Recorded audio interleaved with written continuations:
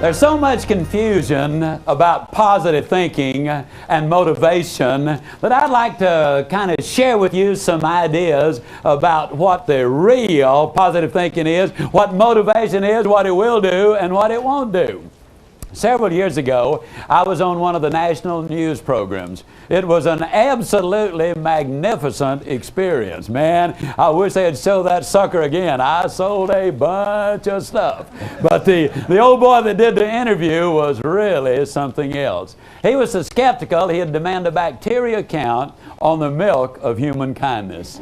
I honestly believe that he believes, really he's so cynical that he still thinks somebody pushed Humpty Dumpty. I mean, you have seen the kind. His opening statement to me, I mean, the first cracker out of the barrel after he had turned on the cameras, you know, he said, "Zig, you go all over the country talking about positive thinking, making money, going to the top." He said, "You're so positive, you think you could whip Muhammad Ali?"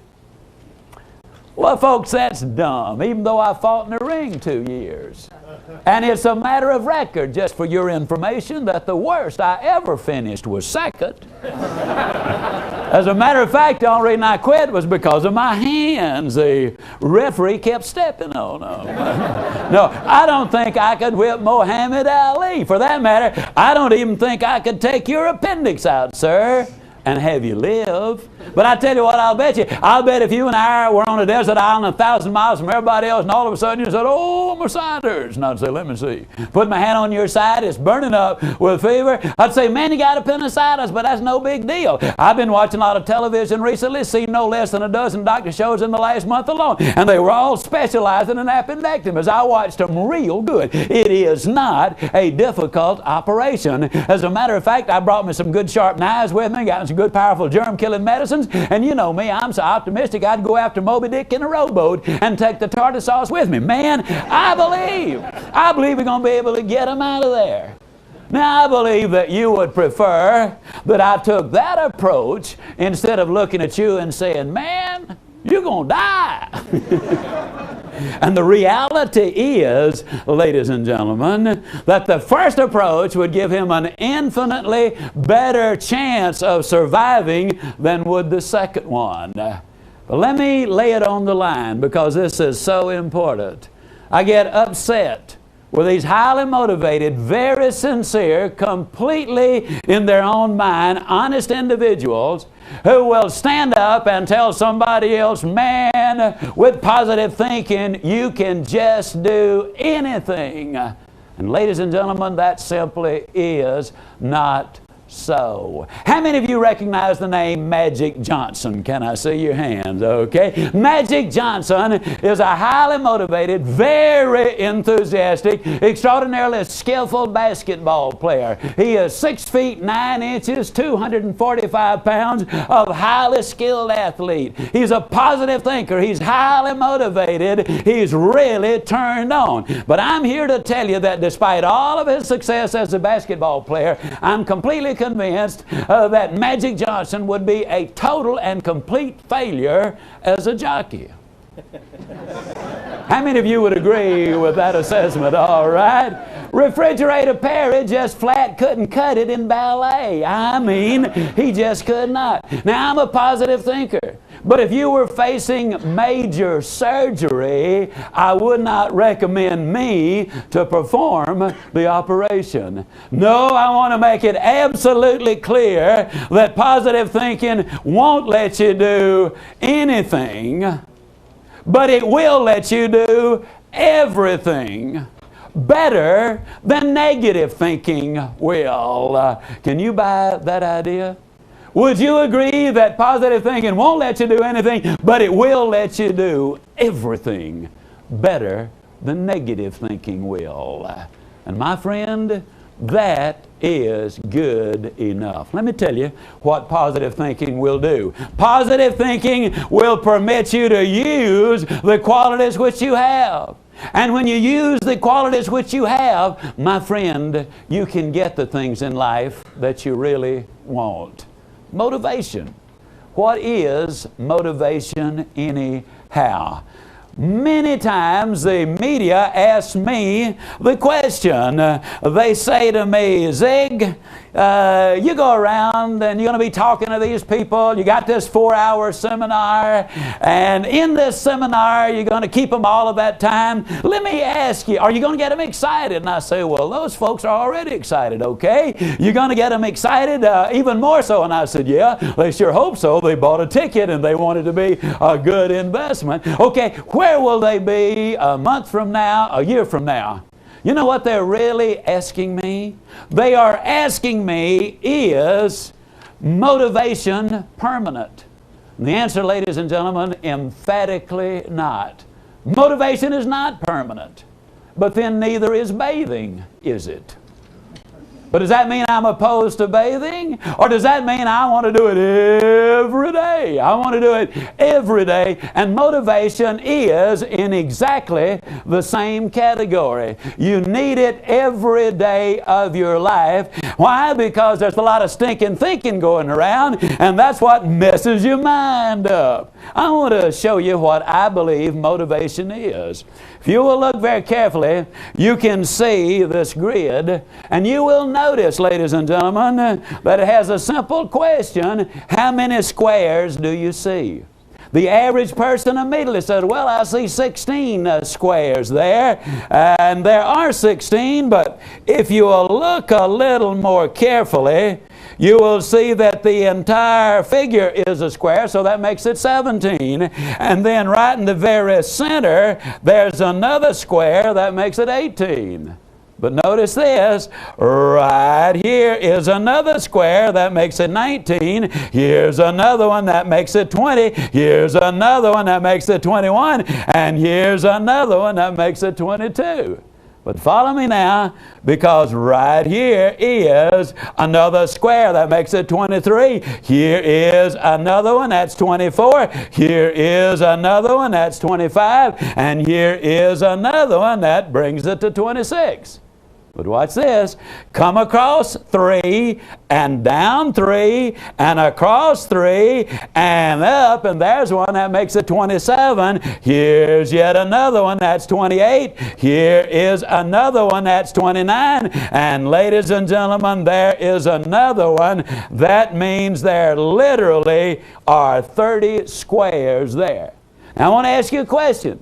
And I'm not trying to trick you with this, but I do tell folks I'm kind of like a cross-eyed discus thrower. I don't set any records, but man, I keep the crowd alert, okay?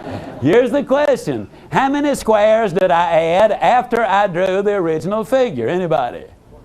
14, okay? Let me ask it in a different way. How many squares, Portland and Kansas City, did I add after I drew the original figure?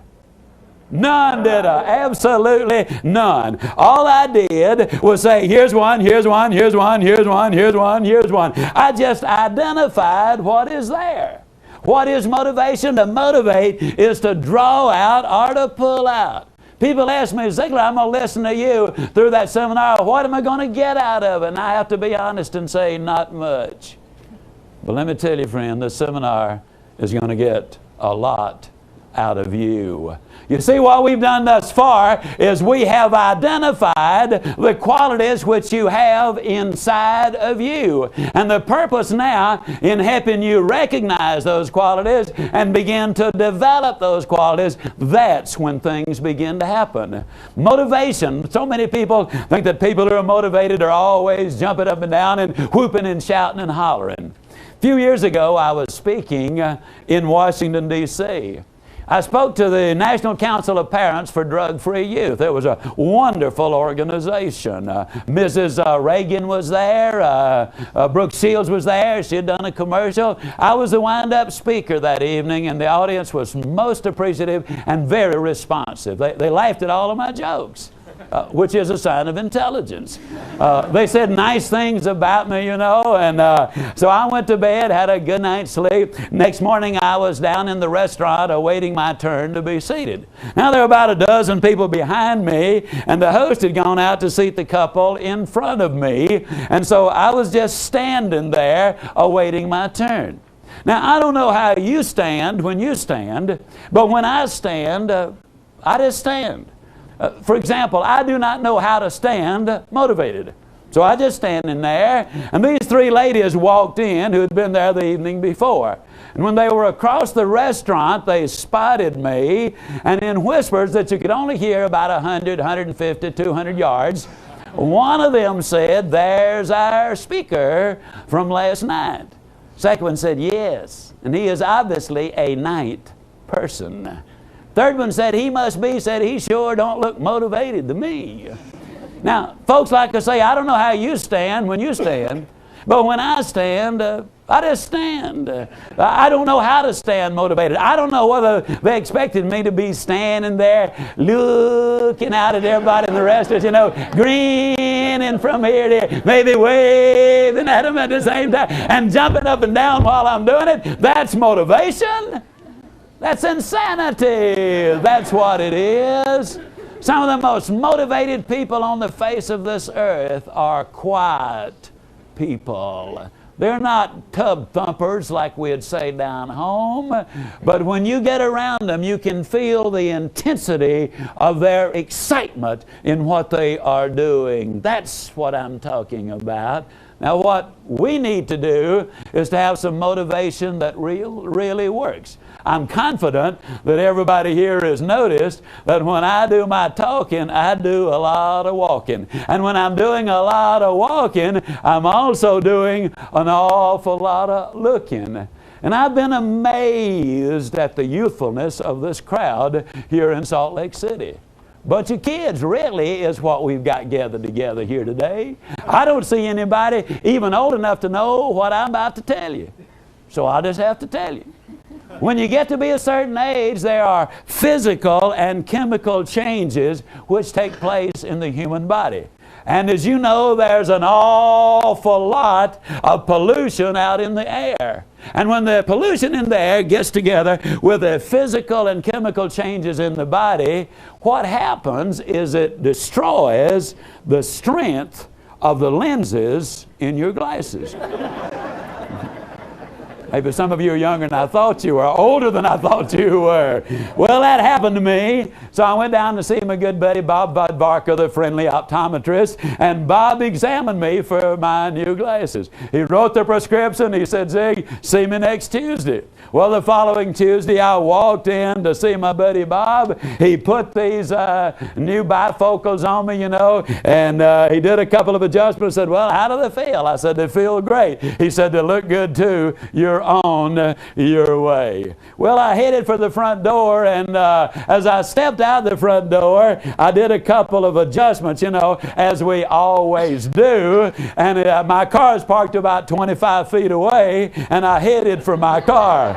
Now, you talking about a high-stepping dude, old Zig was really picking him up and putting it down. Now, obviously, I did not realize that until I drew abreast of the car, and there my right leg was up about 4 feet, you know, and I saw the reflection in the window. And you know how you do when you've done something not overly bright. You think everybody in town not doing a thing in the world but looking at you. So I looked around right quick to see if I'd been caught in the act. Nobody was paying me the least bit of attention, but realizing how totally ridiculous I must have looked, I couldn't help it. I just hollered out loud. I got so tickled. And then I got excited. Because though I've been doing this for many, many years, that day for the first time I clearly understood the role that I play in America today. You see, ladies and gentlemen, the reality is I'm an optometrist. And what I do is I go all over this land fitting people with new glasses. And what I've done for you today, whether you're in Salt Lake or Portland or Kansas City, what I have done for you today is brought you a brand new pair of glasses. I got to tell you something about these glasses. First of all, they will fit you perfectly. Second, they are absolutely not rose-colored. I will repeat what I've said a number of times, and that simply is that life is tough. But when you're tough on yourself, life can be enormously rewarding to you. But you got to be before you can do, and you got to do before you can have. Life demands first, and then it rewards you lavishly. These glasses, the second thing I'll tell you about them, they won't improve your sight one iota. If you've got good sight now, you'll have good sight afterwards. If you don't have good sight now, you'll have no improvement in your sight. But let me tell you the most important things these glasses will do. They will dramatically improve your vision. Helen Keller was asked the question, what would be worse than being blind? Without any hesitation, Helen Keller said it would be infinitely worse to have eyes but no vision than the other way around. The prophet of old said, my people perish for lack of a vision. What these glasses will do is they will permit you to see things right in front of you that you have been overlooking all of your life.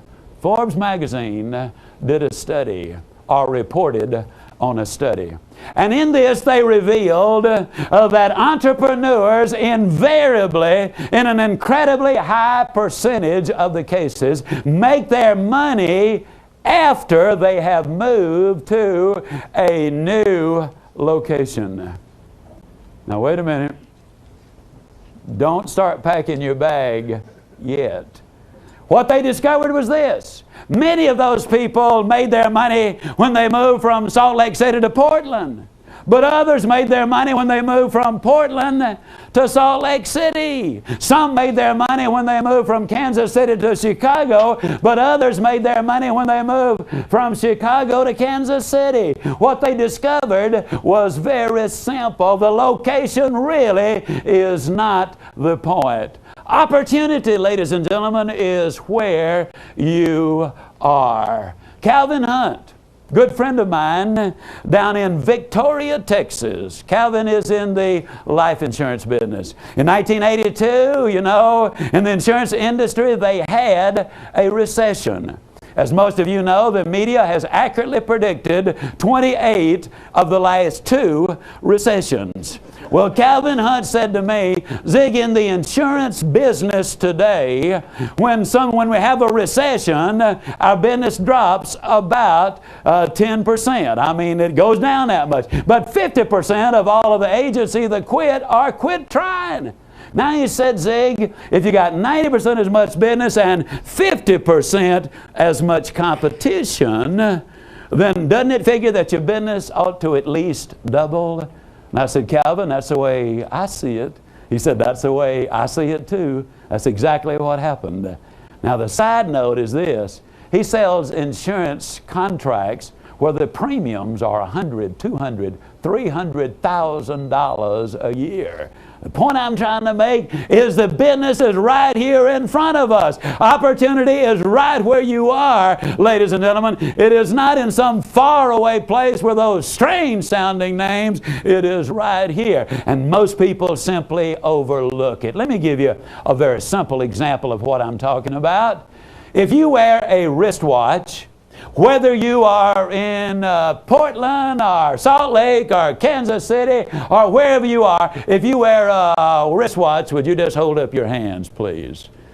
Now, do not look at your watch. Don't look at it. But did you know that the average American looks at his wristwatch 300 times a day? Oh, I didn't believe it either. They told me that. I said, that's the dumbest thing I ever heard a grown man say. Why? If you looked at your wristwatch 300 times a day, why, all you'd be doing is look at, man, get out. You'd never have time to do any work. Then one day I broke the band on my watch. The next 2 days, that watch was in my pocket. And for the next 2 days, I bet you I looked at that sucker how many of you know exactly what I'm talking about? Ever had that experience? You bet you. You will look at it 300 times a day. Now, sometimes in your spare time, when you've got nothing else to do, I want you to just kind of figure up what 300 times a day for a year is. It will blow your mind the thousands of times you looked at your watch, but I bet you still don't know what's there. I'm going to ask you 3 questions. Now, don't try to sneak a peek at your watch now. One more time is not going to hurt, not going to help you a bit. If thousands won't do it, one more is not going to help. I want to ask you 3 questions about your watch. Do not answer them out loud, and please don't turn to your next door neighbor and tell them what the answer is. You're going to get your chance in just a second. Question number 1, does your wristwatch have regular numerals or Roman numerals? How many of you just missed the first one? Can I see your hands? Come on now, be honest with me. All right. Question number 2, does it have numerals at all? Are they slashes or dots or blanks or emblems or a combination of all of them? Now, question number 3 is the tough one.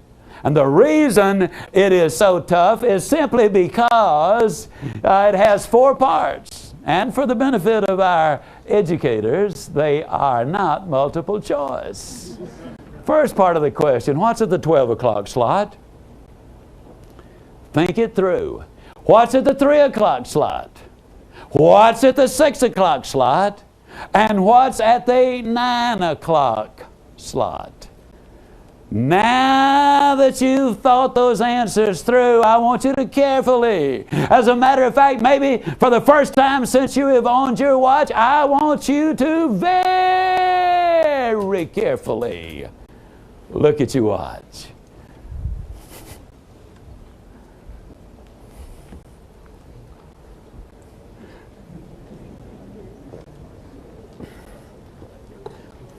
Now, I can't always interpret murmurs and giggles and all those kind of good things. And I certainly couldn't hear it from Portland and Salt Lake City. I mean, from Portland and Kansas City. But for those of you who are right here, how many of you missed at least one of the questions? Can I see your hand? Boy, about everybody's got their hand up. Now, how many of you remember just a few seconds ago when I said, now I want you to carefully, as a matter of fact, maybe for the first time since you've owned your watch, I want you to very carefully look at your watch. How many of you remember me saying that a few seconds ago?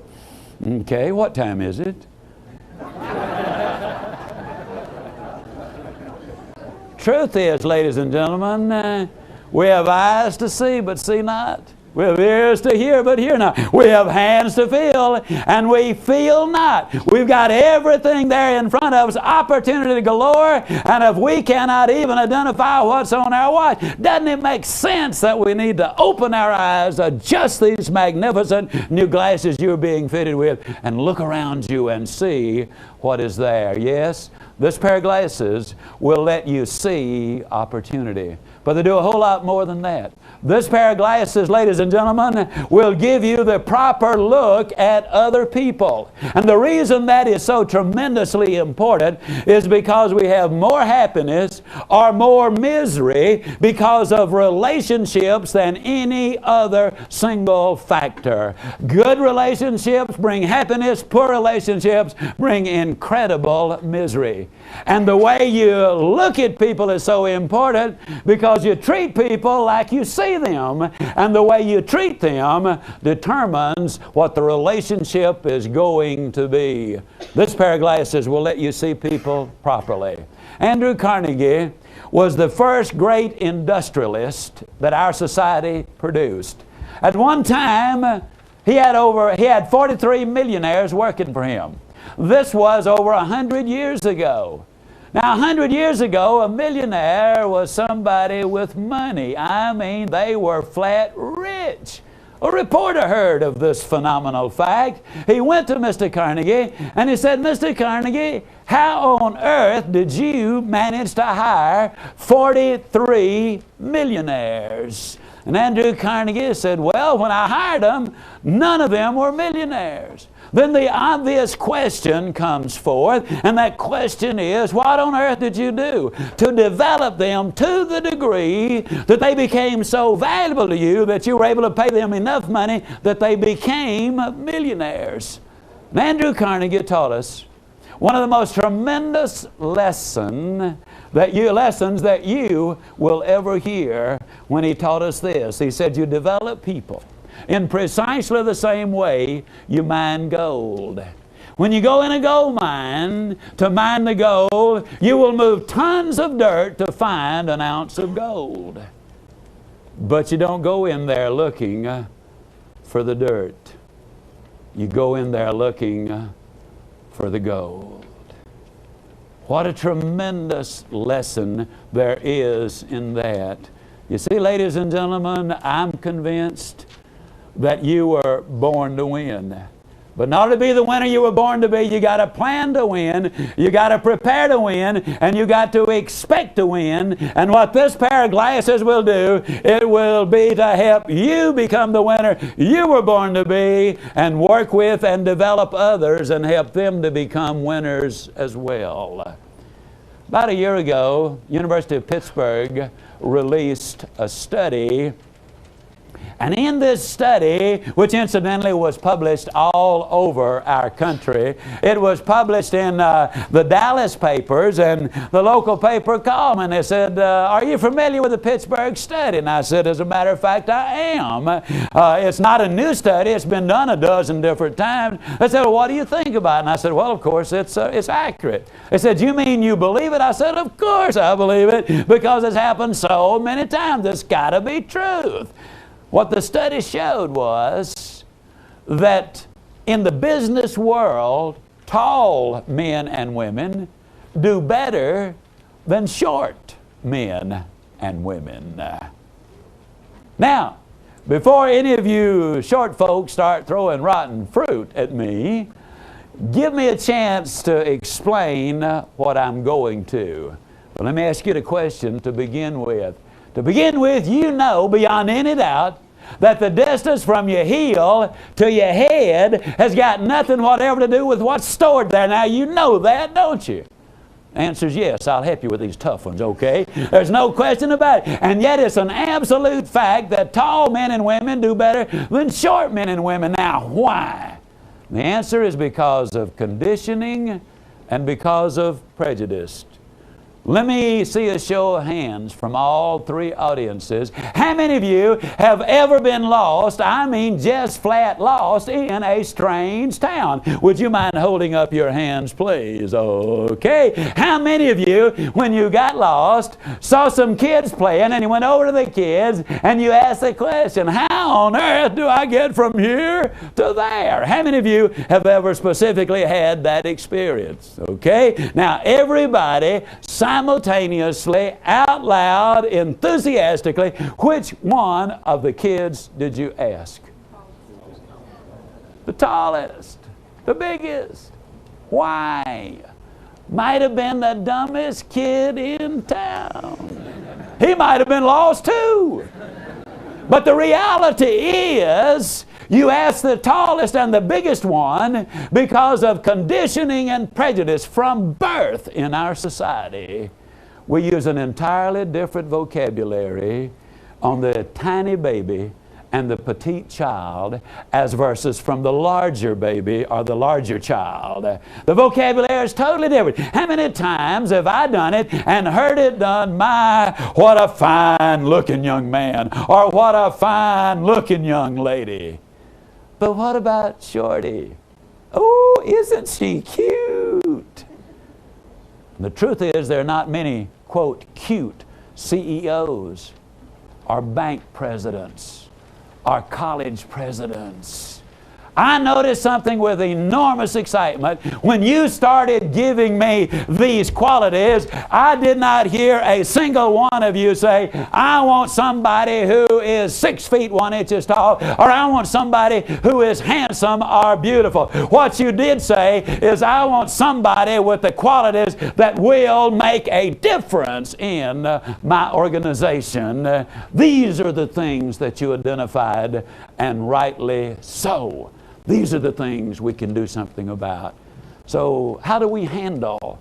Well, the first thing we do is we start teaching these qualities. The second thing we do is we listen to the lesson of Oliver Wendell Holmes.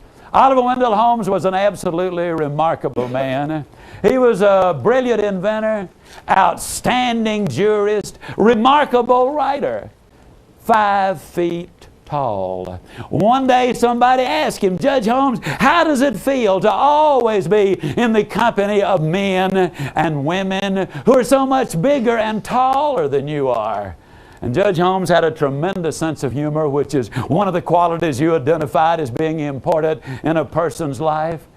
Judge Holmes looked at that person with a grin on his face and he said, well, I feel like I imagine a dime must feel when it's thrown in with a whole bunch of nickels. half as big, worth twice as much.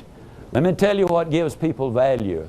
Let me tell you what are the keys to success that will move you up. These are the ones you have identified them right along because they paint the picture of you. And the picture of you is so important. Dr. Joyce Brothers was 100% right when she said that you cannot consistently perform in a manner which is inconsistent with the way you see yourself.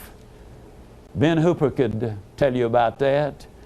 When Ben was born many, many years ago, he was really in a difficult situation. You see, his mother was not married. And in that day and age, they said some terribly ugly things about the child who obviously had nothing whatever to do with his birth. The kids were mean and ugly to him. The adults were mean and ugly to him. And when he went into school, the kids ostracized him. Many of the parents said, "What on earth is a boy like that doing here at school?" At recess, he studied at his desk. At lunch, he went off and ate it by himself. On Saturday, when his mother took him into town, the adults gave those disapproving comments and glares. It was tough. Then one day, a new young preacher moved into that little community in the hills of Tennessee. And Ben Hooper started hearing about him. One Sunday, he went down to the church. After it had started, he kind of sneaked in the back, quietly took a seat, and he ran out before the services ended. But he liked it. And the next Sunday, he was back, and the next. But each Sunday, he would arrive late and leave early. But then one Sunday, he got so carried away with it that he was still seated when suddenly the services had ended, and he was surrounded by people. The young preacher was there, and the next thing Ben Hooper knew was when he felt those hands on his shoulder. And he turned around and was looking into the eyes of the preacher. The preacher looked at him and he said, "Whose boy are you? Which family are you from?" There was a tense moment of silence. Then a big smile crossed the preacher's face. He said, "Oh, I know the family you belong to. The resemblance is unmistakable. You're a member of the family of God." That's quite an inheritance, boy. He swatted him across the rear lovingly and said, "Go and live up to your inheritance." Ben Hooper later said that that was the day he was elected governor of the state of Tennessee and re-elected later. That picture you have of yourself, you were born to win. Not who the parents are, but what you do yourself in recognizing what you've got. Emerson was 100% right when he said that what lies behind you and what lies before you pales in significance when compared to what lies within you. St. Augustine in 399 A.D. expressed it this way, and I paraphrase him. He said, "Man travels hundreds of miles to gaze at the broad expanse of the ocean. He looks with awe at the heavens above. He looks in amazement and wonderment at the fields and the mountains and the rivers and the streams. And then he passes himself by without a thought. God's most amazing creation." Yes, you were born to win. And when you look at the qualities you have, my friends, that really does make you a winner. I spoke this summer up in a small community in Indiana. 3 days later, I got a letter from a lady who had been there. She said, "Mr. Ziglar, I was at the seminar and I had just gotten back from Colorado." She said, "I'd been rafting down the river. It is a beautiful sight. At night I had been backpacking and I would camp on the highest hill that I could reach. And she said, as I would stand there and look at the grandeur of the universe, the beauty of the mountains, as I would look at the sunrise in the morning and watch it set in the evening, a feeling of absolute despair really encompassed me. She said, I felt so little and so insignificant. Then you quoted St. Augustine, and we pass ourselves by without a thought. Thank you, Mr. Ziglar. She said, I was contemplating suicide. I look forward to the future now. You see, the truth is, ladies and gentlemen, inside of us there is so much. Man was designed for accomplishment. He's engineered for success. He's endowed with the seeds of greatness. I'm absolutely convinced that total success, I mean absolute total success, is very, very possible. I want to share with you what my perspective of success is all about. Everybody maybe has a different view. I want to share with you what I think success really is. From my perspective, ladies and gentlemen, if I were to make literally millions and millions and millions of dollars, but in the process destroy my integrity and destroy my health, then I would have paid a price which would be unacceptably high. There would be no way I would be willing to do it. If I were to go all the way to the top, become the best in the whole world in this profession, and then one day have one of my children come to me, I have 4 grown children, had one of my children come to me and said, you know, Dad, it would have meant so much to me when I was a youngster growing up if I ever could have known you as my father. Had you ever been there in the morning, Dad, give me a little pep talk as you've given so many other people those pep talks when I had to go off and face a tough day at school, maybe a bully, maybe a tough test. Maybe my boyfriend and I had been having difficulty. If you'd ever been there at night, Dad, maybe to hug away some of my hurts and kiss away some of my tears, put me in bed, tell me some of the stories you tell people all over the world, give me some of the advice you've given to other people. Maybe, Dad, had you been there, maybe my life would not have been the series of tragedies which it has. Folks, if that happened to me, I'd be one more broken-hearted daddy, because like most parents, I deeply love my children. I'm just so grateful that I was able to dedicate raising positive kids in a negative world to my 4 as being the most positive kids that I know anywhere. I could have added, and the most morally sound. I add that simply because, according to my friend Fred Smith, one of the most brilliant men I've ever known in my life, Fred says that all great failures are moral failures. Ask Pete Rose.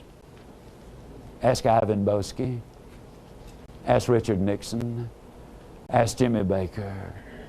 Moral values, moral qualities. Those are the things that I noticed that you identified repeatedly when we were talking about the people who want to be successful. These are the qualities which we need to develop. And in my drive for fame and fortune, had I ruptured the relationship with that beautiful redhead whom God gave me over 43 years ago, I'd be the most miserable human being you've ever seen. Because I'll confess to you that after 43 years, not only do I deeply love my wife, not only is she by far the most important person on the face of this earth to me, but the reality is I've just plain got a crush on that redhead. Somebody asked me one time, Zig, what do you do for excitement? I said, I married it. Ladies and gentlemen, I want to say something. I believe that that can be had in so many other families. Not easy. It's something that you have got to work for. Earlier on in the seminar, I mentioned that at age 45, I was broke and in debt. And that's absolutely the truth. We'd been married 27 years before I was ever able to give my wife financial security. Now, that doesn't mean we were broke all of the time during those 27 years. But it does mean there were an awful lot of down times. There was one period, for example, of 5 years when I was in 17 different businesses. I truly was a wandering generality. I got involved in every get-rich-quick scheme that came down the road. I finally got so broke, I just flat had to go to work. But during all of those years, not once did the redhead ever say, honey, if we just had a little more money, here's what we could do. It was always, you can do it. Tomorrow is going to be better. Ladies, I cannot begin to tell you what it meant to me to have every day of my life a cheerleader saying, you can do it, cheering me on every day and praying me on every night. And gentlemen, there's no way I can describe to you what it will mean to your marriage, what it will mean to your relationship, what it will mean to your wife for you to get in her corner, to become her cheerleader, cheering her on, encouraging her, believing in her, supporting her, giving her that positive input and encouragement that will make such a dramatic difference. Yes, indeed. The beautiful thing about this pair of glasses is the fact that it will let you see your mate in the proper perspective. And fellas, I can just say this without any hesitation. When you treat your wife like a thoroughbred, you'll never end up with a nag.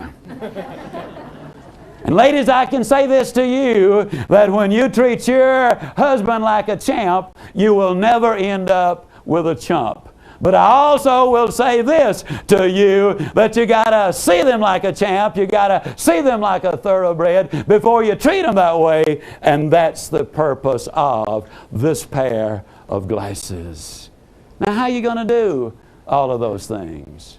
I'm going to give you one step right now that I will say to you without any fear of error, that if you will do this, and it will take you about 5 minutes a day, that within 30 days you will begin to experience a dramatic difference in every single aspect of your life. Remember, we want to be happy and healthy and reasonably prosperous and secure. We want to have friends and peace of mind, and if we have a family, we want good family relationships. This one simple step, which will take you about 5 minutes a day, will make a difference. Here's what I want you to do.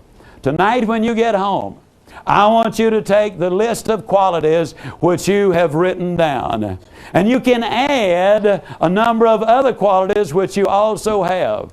But take these qualities and write them, print them, so that you can read them easily, or type them on a 3x5 card. And if you are other people conscious, a lot of people say, well, I'm self-conscious, but you can do this without any trouble when you're by yourself. It's only when other people are involved, when somebody else is around, that you get a little self-conscious about it. So you're not self-conscious, you are other people conscious, okay? Get in a separate room by yourself, close the door, get right in front of the mirror, take that list of qualities, stand up absolutely straight, square those shoulders away, stick your chest out, and first person present tense, you simply say, I, Jane Smith, am a person with total integrity. I'm absolutely dependable. I am completely honest. I'm wonderfully enthusiastic. I have extraordinarily good judgment. I'm highly motivated. Go right down the list and claim every last one of those qualities. Then when you get to the bottom one, you say long-suffering, and then you say, these are the qualities of the winner I was born to be. Tonight is going to be a magnificent night, and tomorrow is going to be a marvelous, marvelous day. Now, what you'll discover almost immediately is you'll sleep better. And you will dream an entirely different dream. The last thing going into your subconscious is there. Then the next morning, just before you go to work, you get back in front of that mirror and you repeat the process. You stand up straight, you square those shoulders, you stick your chest out, you look yourself in the eye, and you say, I, John Jones, am a man of complete integrity. You go down the entire list, claiming them firmly, enthusiastically, looking yourself, this is so important, looking yourself right in the eye, and with enthusiasm you make those claims. I will tell you, within a month, and probably within a week, you will start to see a difference in you. Now, for those of you who read your Bible, you will recognize that that is right out of the Bible. The good book says, whatsoever things are true, whatsoever things are pure, whatsoever things are honest, whatsoever things are of good repute, then think on these things. That is exactly what you are doing with this process. And then what you're going to discover within just a matter of days is this. If somebody who does not know the real you, you see, this is the real you. The person who does not know the real you, ladies and gentlemen, will be beginning to look and understand the real you. And then when somebody says something, like maybe you didn't quite understand it, or you're not as bright as I thought you were, then you can honestly say, what is that old boy talking about? Doesn't he know that I am a person of absolute integrity? I'm completely dependable. I'm completely honest. In other words, you will start repeating those things. You see, folks, the person you are and the person who people think you are many times entirely different people. About 3 weeks ago, I went into one of those places to get me some non-glare glasses. And when I walked in with the redhead, the young man came up to me and he said, may I help you? And I said, yes, I need some of those glare-proof glasses. He said, are you a photographer? And I said, no, I'm not. He said, well, what are you using them for? I said, well, I'm going to be doing a television shoot, filming, and I need non-glare glasses. He said, are you a producer? I said, no, I'm a speaker. He said, well, what do you speak on? And I said, well, motivation, inspiration, personal growth, goal setting, that kind of thing. He said, oh, kind of like Zig Ziglar. And I said, yeah, kinda. And the redhead spoke up and she said, this is Zig Ziglar. The guy looked at me and said, oh no, I know Zig Ziglar. That is not Zig Ziglar. Zig's always jumping up and down. I've seen his videos. That's the way Zig is. I turned to the redhead and I said, now see there, sweetheart, I told you we couldn't pull this deal off. That guy knows that I am not that one. And the guy said, no way. I said, he probably expected some old codger, 50 or 60 years old. Then this young fella comes walking in, and he knows beyond any doubt that I'm not Zig. Well, when I got ready to pay the bill, he said, now what's the name? And I said, you spell it Ziglar. He said, you are Zig Ziglar. And I said, yeah, have been a long time. Now, the reason I tell the story is simply this. The picture he had of me was wrong. The picture that a lot of people have of you, including the picture you have of you, is wrong. We're bringing you into focus. We're letting you look at the real you. And the real you is absolutely incredible. December, I was over in Atlanta, Georgia.